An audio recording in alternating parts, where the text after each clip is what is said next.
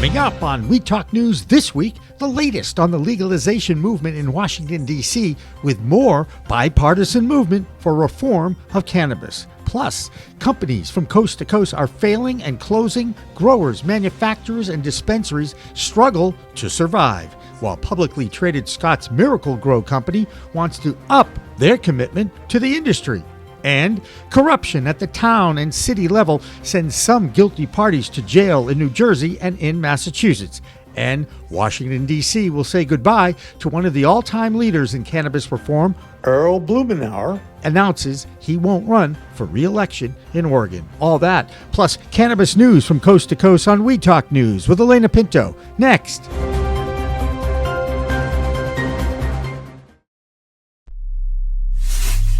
We are Pro-Cannabis Media.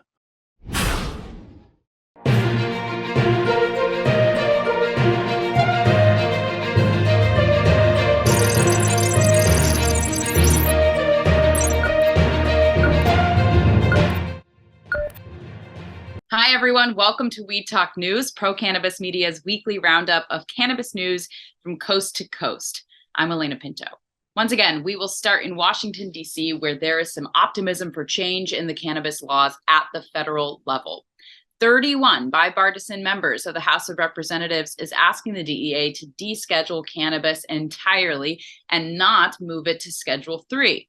Perhaps the most encouraging development this week is that there are 7 supporters of this letter to the DEA who represent illegal states. Our man in D.C. is Andrew Barringer. Here he is. I am Andrew Barringer with this week's DC's Cannabis Report for We Talk News. Momentum continues to build for federal cannabis reform as a bipartisan coalition in the House urges the full descheduling of cannabis. A group of 31 lawmakers from both sides of both parties signed a letter to the DEA last week pushing for cannabis to be completely removed from the Controlled Substances Act. Of the signatories, 27 are Democrats and 4 are Republicans, showcasing growing unity on the issue across the aisle. The group includes members from cannabis holdout states and major legal markets. The letter criticizes simple rescheduling as inadequate and argues descheduling is needed to align with state-level legalization efforts now embraced by a majority of Americans. While the DEA weighs rescheduling cannabis to a lesser restricted category, these Congress members say that doesn't go far enough for this booming industry and its consumers. They contend descheduling provides the clearest path forward to finally regulate and tax cannabis commerce nationwide. It remains unclear if this push will spur policy change, but it reflects rapidly shifting attitudes on federal cannabis reform.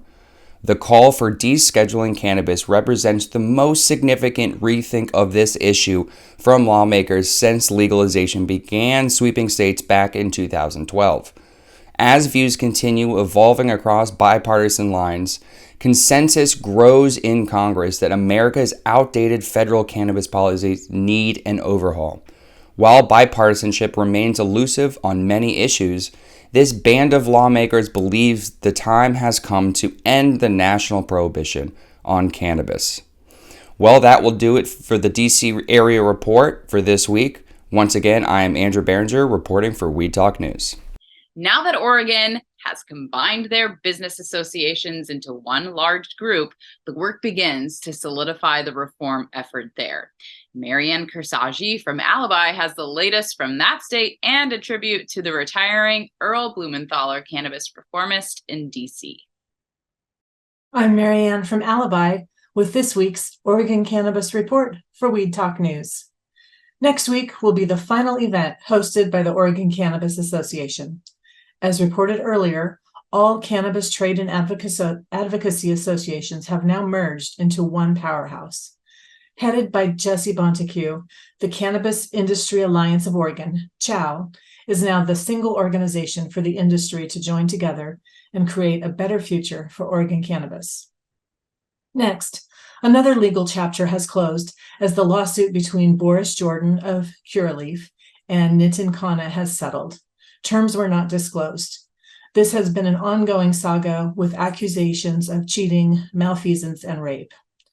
Oregon company Sentia Wellness, which operated under Social CBD, was part of the Curaleaf purchase in Oregon. The lawsuit covered allegations of security fraud. This settlement closes a chapter on one of the largest cannabis scandals in Oregon. And finally, Congressional cannabis champion Earl Blumenauer will retire next year.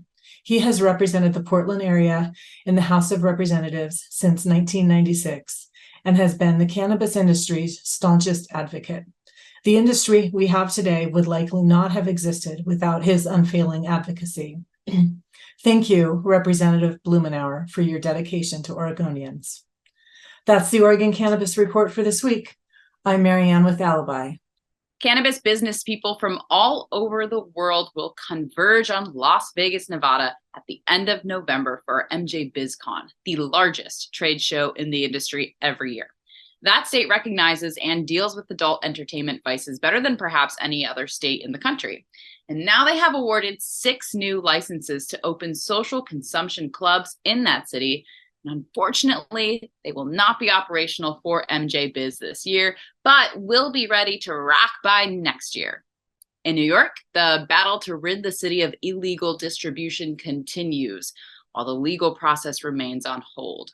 That group should have an answer on the court case that is holding up the awarding of any more licenses on Monday. And Pam Schmiel has more from the Big Apple. I'm Pam Schmiel with the New York Cannabis Report for Weed Talk News.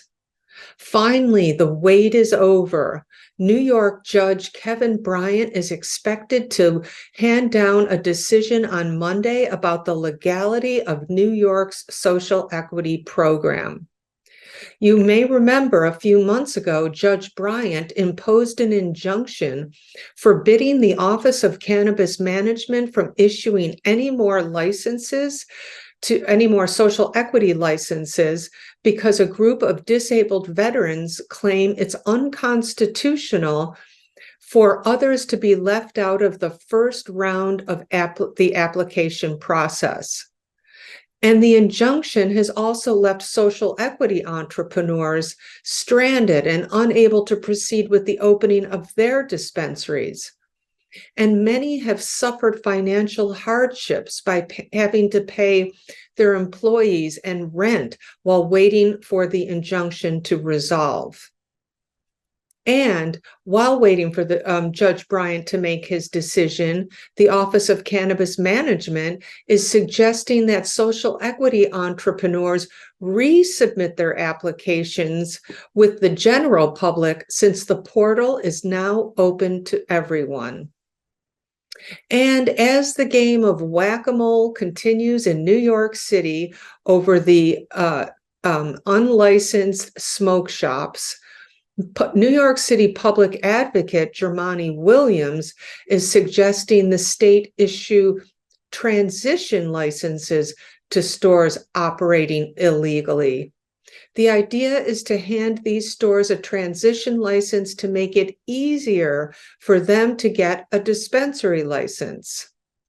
Now, this raises the question about how the current dispensary license owners will feel when giving illegal storefronts a transition license without them having to jump through the hoops to get a license or pay the thousands of dollars it cost to get one. That's this week's New York Cannabis Report. I'm Pam Schmiel for Weed Talk News. In New Jersey, the focus of the launch of the adult use market remains a fluid enterprise. Back office deals, bribes to gain licenses, and the lack of authority by the regulatory body that oversees the industry are some of the reasons why this is happening. Still, new dispensaries are opening up that are not multi-state operators. Jill Goldsberry was at an opening this past week. Hi, this is Jill here with the New Jersey Report for We Talk News. And interesting things are going on this week in New Jersey, but I've got 90 seconds. So I'm going to give you the highlights. This week, an ongoing investigation revealed that 5 towns in New Jersey have participated in some improprieties, backroom deals, and all around political favoritism when it comes to licensing. So if you're in the market for a dispensary, you'll definitely want to investigate your town's municipality and find out what's going on there before you open.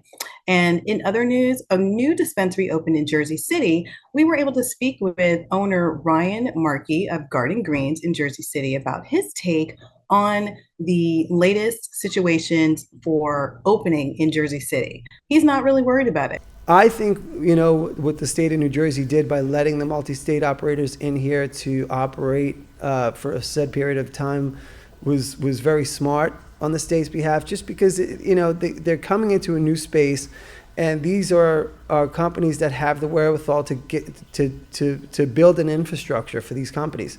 And they came in and they brought their expertise with them, and they created the cannabis space.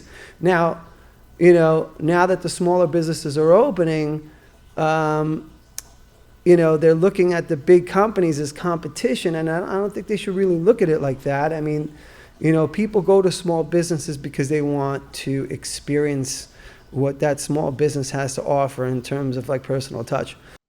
I'm Jill Goldsberry from We Talk News. Thanks for watching. See you next week. In Pennsylvania, the movement to expand their medical program into an adult use market open to anyone over 21 is starting to heat up in the legislature. A health subcommittee on health care held a public hearing on cannabis reform. And the chair of that committee entered a suggestion that state-run stores may be the right answer there. Is it though? Claudia Post is right in the middle of that debate and has our Pennsylvania cannabis report. I'm Claudia Post from Scarlet Express, and I'm here in the Keystone State, Pennsylvania, reporting for We Talk News. A Pennsylvania House committee convened yesterday in Harrisburg to discuss adult use marijuana legislation. There were many specialists there, including health members, etc., and people who are concerned about placing the adult use program into the Liquor Control Board. Now, we are only one of two states in the United States that has an LCB. And I would say that in Pennsylvania, the LCB is not efficient. And I wrote comments yesterday because how can you put marijuana into a liquor control board situation, into a liquor store? These people know nothing about cannabis. So the ramp up time would be insane. Anyway, we are testifying, we are protesting, and I will tell you that there is a gentleman named Dan Frankel who believes that this will help eliminate the black market. He is totally wrong. The black market will be stronger if we go into a liquor control board situation. Now, there will be further hearings, and I will report as necessary. Again, my name is Claudia Post.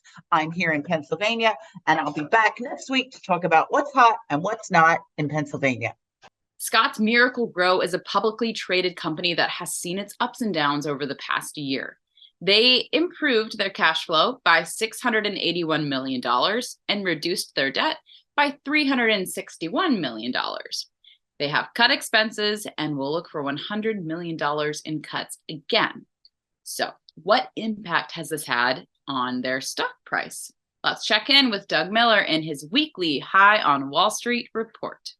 I'm Doug Miller from High on Wall Street with this week's cannabis stock report for Weed Talk News. Scott's Miracle Gro did report financial results for its fiscal fourth quarter of 2023. The report was better than expected. That is why it popped this week. They did have revenue of $375 million, which was down 24% year over year. Wall Street expected the fourth quarter revenue to be closer to $330 million. So that's why it did pop. The company had a net loss of $468 million, which was more than it generated in revenue. They are actively seeking to try to reduce their debt of nearly $2.6 billion. Now, let's see how the stock chart looks for Scott's Miracle Gro. As I mentioned, it did pop this week, so it's trading around $52, but it appears to be pulling back a little bit before it has a quick run. I would lock in those profits because it does not look great for the long term, as the chart is pointing down. And that's this week's Cannabis Stock Report. Reporting for Weed Talk News, I'm Doug Miller. The 23rd legal state for adult use sales of cannabis is Minnesota, a state that has the benefits of others who came before them. A cannabis regulatory commission has been formed there called the Office of Cannabis Management. It's tasked with setting rules and regulations. If you happen to know someone in Minnesota or watching from Minnesota, you have an opportunity from now until the end of this month of November to offer your suggestions, so don't hesitate. Let Minnesota regulators know how you feel about home grow, THC content, social clubs, and all the other issues, because now is the time. In Massachusetts, the Boston Business Journal is reporting this week that there are 16 cannabis businesses that have failed and closed over the past few months. All that is happening while Sean O'Donovan, an attorney in Medford, has been convicted of attempting to bribe the chief of police in that town to get preferential treatment for one of his cannabis clients. Here's PCM founder Jimmy Young with the Bay State Cannabis Report, sponsored by CNA Stores. Thanks, Alaina. I'm PCM founder Jimmy Young, and this is the Bay State Cannabis Report, sponsored by CNA Stores. The Boston Business Journal reported this week that there are now 16 cannabis businesses that have closed up shop in the Bay State, and at the same time, others have opened up. More are in the licensing queue. So it is all about the regulation and taxes that seem to be the biggest hurdles for all licensees to overcome right now. One of those extra taxes is the 3% impact fee from gross revenues that host communities can collect. That host community agreement, in fact, is important because you can't even apply for a license without getting your host community agreement in place. That allows landlords to inflate rents even before a store opens, and now that current setup is open to graft. And sure enough, this week an attorney named Sean O'Donovan was convicted of bribery in the city of Medford for offering the chief of police there a $25,000 bribe for preferential treatment for one of his cannabis clients. Sentencing is set for Sean O'Donovan for February of 2024, and he could get as much as 20 years for this federal offense. Now, since March of this year, the Cannabis Control Commission has created oversight on these agreements, and one of the biggest changes now is that towns and cities have to itemize and show invoices for what those extra community impact fees are going towards. So at least that is some positive news from the Bay State. Next week, a story about overstepping regulators in the hemp growing world and how USA Today may have extorted money from a handful of cannabis dispensaries in Massachusetts and Maine. That's the Bay State Cannabis Report for this week, sponsored by CNA Stores. I'm Jimmy Young reporting for Weed Talk News. The Bay State Cannabis Report is sponsored by CNA Stores in Haverhill and Amesbury, now named as one of the top 3 dispensaries on the New England coast by USA Today and the only one from Massachusetts. Why? One reason is their Canna Bar in Amesbury and Haverhill. Its selection is second to none. Parking is easy, and this veteran-owned, family-operated retail store is now growing their own flower in a state-of-the-art facility. That's why CNA Stores is a destination dispensary.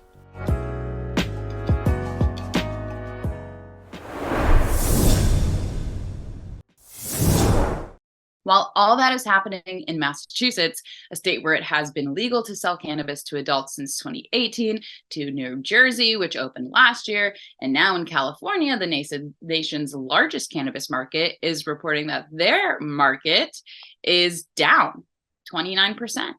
The hardest hit are the growers, who will have no choice but to close their legal grows and move back over to the legacy market. This is another example of how the overregulation of the legal market is making it impossible to stay in business. Many of our legislators who voted for legalization in order to cut down or eliminate the illegal grows, and now the exact opposite thing is happening in California, the nation's largest market. The United States isn't the only nation that is trying to figure out how best to end cannabis prohibition. In Australia, they have a similar situation that is emerging like here in the US. It is still federally illegal to possess or sell cannabis there, but the government has approved home Gro for medicinal purposes. And now an Israeli company that produces a measured microdose of cannabis in an inhaler has received approval to market their product to the medical market in Australia. Psych Air Medical is the first and only manufacturer to gain approval for the sale and use in Australia by the Therapeutic Goods Administration, the regulatory body in that country. No such problem, though, in Canada, where that market continues to grow and become more accepted throughout their land. So here's Debbie Facey with the Canadian Cannabis Report.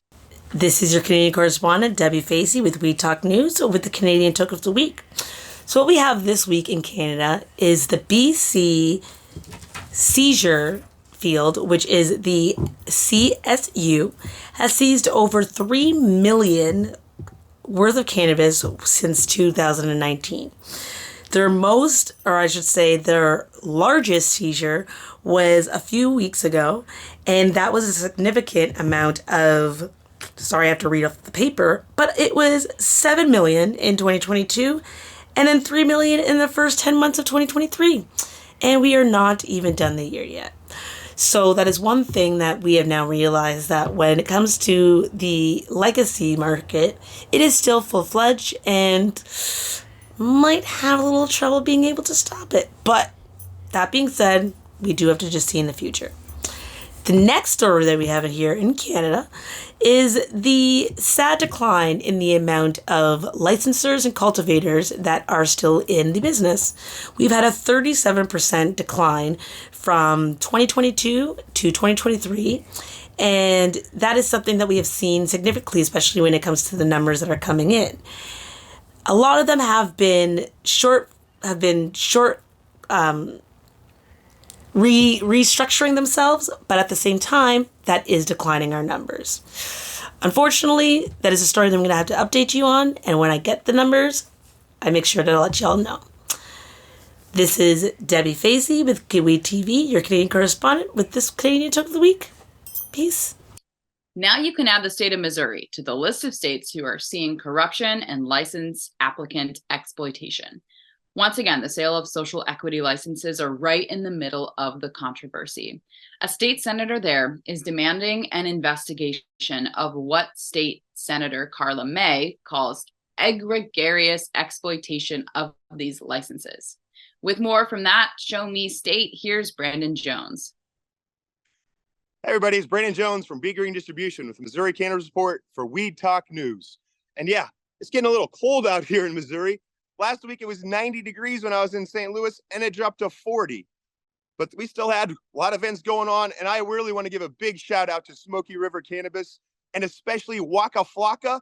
If you were there, it was pouring down rain, freezing cold, and he jumped off the stage, got into the crowd, and was still performing. It was crazy. So I really appreciate Joey Pentozzi, and all the people with Smoky River putting on events here in Missouri. And yeah, we do have to talk about that lead. Yes, exploitation is happening. We've all known about it. If you've been in the industry, everybody knows that people have been trying to find a way to get their license any way they can. So exploitation of Missouri guy, somebody that I know, what do you know? Is it really new news? Or is it just finally these people are actually trying to do something about it? That's the news. So thank you for the senator here trying to make sure that people aren't getting exploited and taken advantage of in this industry that we're all trying to make sure is a community of helping and beginning people to get more medicine. So if you can get out to Missouri, more stuff's going on, even though it might be getting chilly, we're going to find a way to partake in our cannabis here. So again, I'm Brandon Jones with Bee Green Distribution, shivering here in Missouri. Have a great week. Stay medicated and educated. The harvest may have had its first frost this past week in Massachusetts, and it was a few weeks ago in Vermont. That's where Jessie Lynn Dolan reports from every week in her Vermont Cannabis Report, sponsored by Canatrol. I'm Jessie Lynn Dolan from Vermont Cannabis Nurses, and this is the Weed Talk News Vermont Report. Vermont's own Vermontawana and their agro-tourism cannabis farm tours were featured in MJ Biz magazine last week. This year, between August and September, Vermontawana and their partner, Off Pist Farm, had 47 visitors. On Thursday, November 2nd, Vermont Growers Association hosted an industry mixer at Parker Pie for a post-harvest meetup and networking session. On Friday, November 3rd, Vermont Growers hosts another virtual event for manufacturers in their Market is What We Make It series. For more information, visit vermontgrowers.org. That's the Vermont Report for Weed Talk News. I'm Vermont's cannabis nurse, Jessie Lynn Dolan. The Vermont Cannabis Report is supported by another Green Mountain business, Cannatrol, winner of High Times Best Dry Cure System. Check them out at cannatrols.com.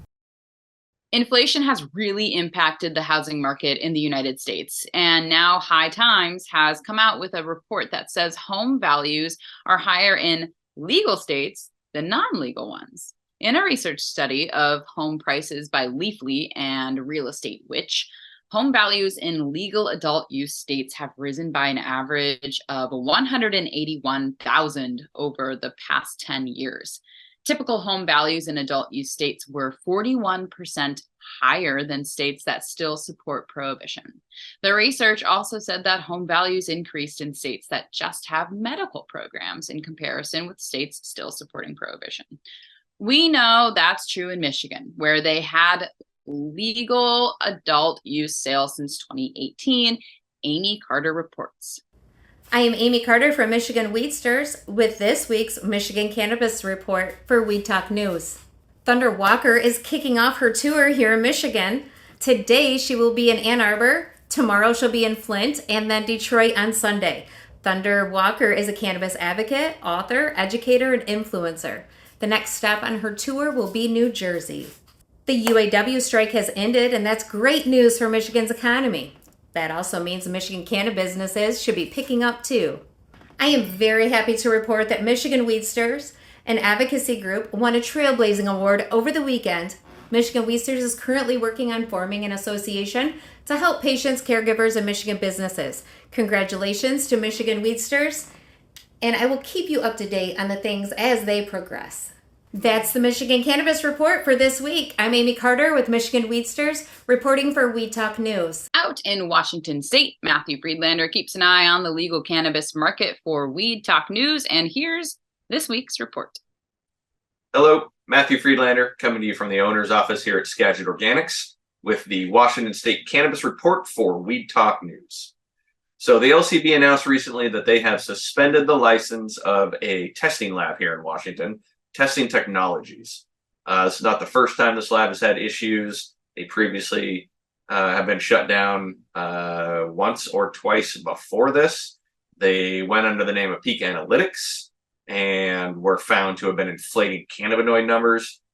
So good from a consumer standpoint that this lab is no longer in operation, and I believe that the LCB will be seeking a permanent suspension of this license.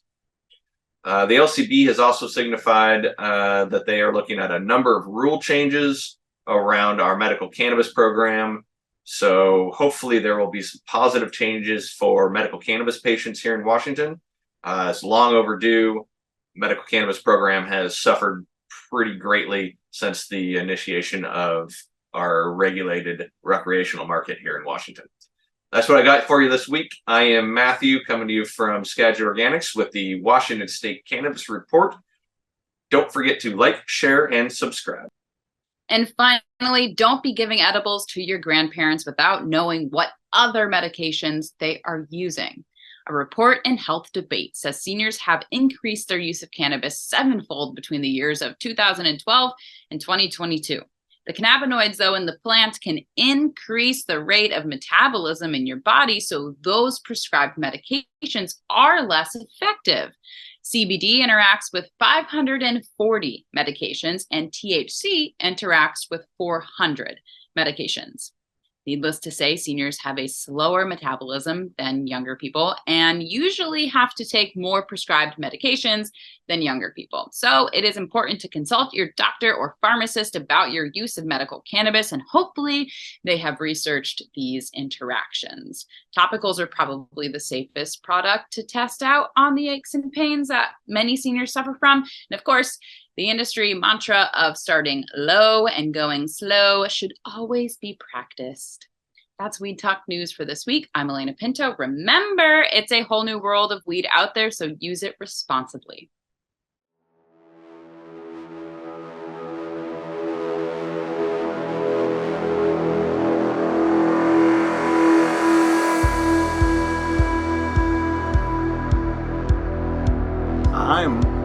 getting these. And yes, I'm pitching to you. That's Steve Levine, the inventor and principal behind the One Hit Wonder. And this little efficient device is getting rave reviews. And there's more uses than just a one-hit wonder. The One Hit Wonder, you get a 50 milligram hit.